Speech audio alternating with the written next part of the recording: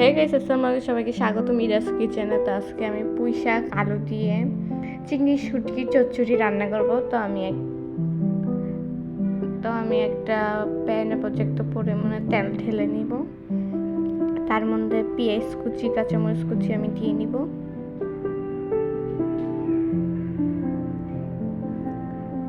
তবে এটা ভালো করে আমি ভেজে নিব। তার মধ্যে আমি আদা রসুন বাটা, হলুদ গুঁড়া, মরিচ গুঁড়া আমি দিয়ে নিব।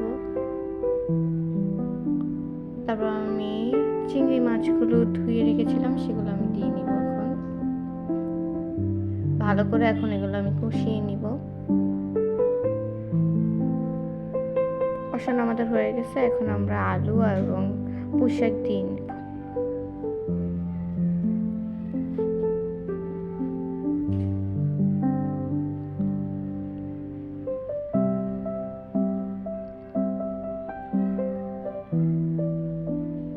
এখন আমি এর মধ্যে লবণ দিয়ে নিব।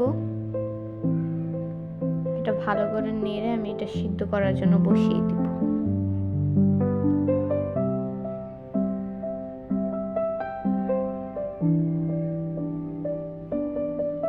এখন আমি ঢাকনা উঠিয়ে দেবো, এটা ভালো করে সিদ্ধ হয়েছে কিনা। তারপর আমি ভালো করে নেড়ে দিব।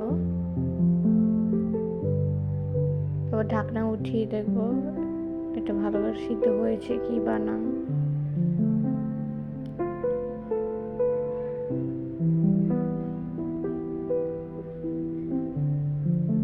আমাদের চিংড়ি এবং আলু সিদ্ধ হয়ে গিয়েছে। এখন এটা আমরা ঝোল ভালো করে শুকিয়ে নিব, একটু মাখো মাখো করে রাখবো,